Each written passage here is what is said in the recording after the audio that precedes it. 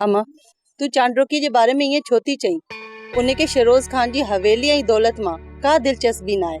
हू त हिन रिश्ते ते राज़ी कोने का। मक्खण पवंदे कंहिंजो मथो सड़ंदो आहे छा धीअ?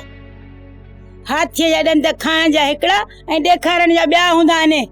अम्मा चांडरोकी ज़माने खां अलॻि ऐं निराली छोकिरी आहे। दौलत जी चमक ऐं लालच वॾनि आमलनि ऐं कामलनि जो अकुल ख़तम करे छॾींदी आहे। मूमल धीअ चांडरोकी 4 दर्जा ॿाहिरां पढ़ी आई आहे, अलाए त पाण खे छा थी सम्झे।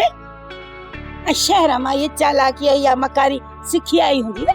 तौबा अम्मा तौबा, तू मुंहिंजी सहेली लाइ एड़ा केड़ा अखर थी ॻाल्हाई अम्मा, कुछ त ख्याल कर। इने जे घर मां तोखे सूर का सिवा कुछ न मिलंदी। चांडरोकी जी पचर तू कान छॾींदी न, केतिरो मूं तोखे समझायो आहे। अदा शाह मुराद जे घर असां मां केर बि पैर कोन पाईंदो। हाँ तो अम्मा मां केड़े ॾींहुं उन्हनि जे घर वई आहियां ॿुधाए। बाक़ी चांडरोकी किथे बनी ते मिली वेंदी आहे, पोइ उन सां मां 2 मिंट कुर्ब जी कचहरी करे वठंदी आहियां। हुन वीचारे जो मूंखां सिवा केर आहे? अम्मा मूंखे हुन मां का बि तकलीफ़ न पहुती आहे। बेचारी कोन्हे, नांगनि जा बच्चा नांग ई हूंदा आहिनि। कंहिं टेम ते बि डंगाणी कढंदई, मता ये मिठड़ियूं ॿोलियूं ॿुधाईंदी आई धोखे में अची वञी।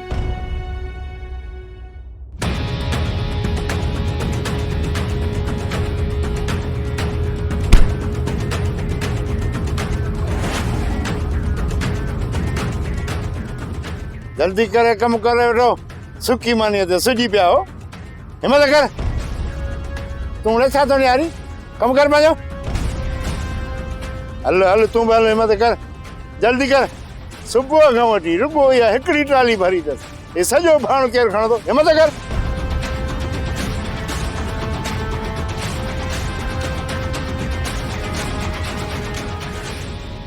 छा खाईंदी पोपट?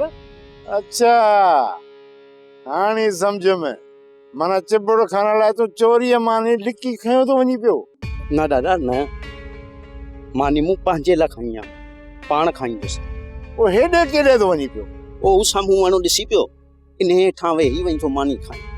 पर तोखे जे मुंहुं में एतिरी बेयकीनी आहे, इन शकी नज़रुनि सां ॾिसी थो त हितां मूंखे इन डूटीअ मां कढाराए छो नथो छॾे। सम्झ दादा सम्झ, न सम्झ। ओ पट ज़रूरत पवण ते मां ईअं बि करे सघां थो।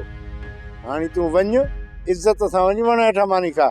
ऐं मां चिबड़ खे कमरे में बंदि करे आयो आहियां, छो त हू खतरनाक कैदी आहे। छा सम्झी? गूंगो थी गुज़ारजां।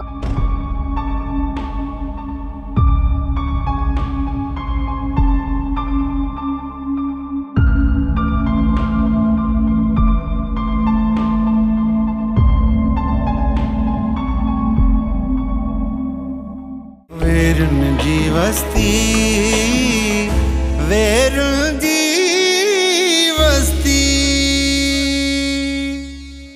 सब्सक्राइब कयो असांजो official YouTube channel Singh TV HD drama ऐं वधीक अपडेट लाइ बेल आइकन खे क्लिक करियो।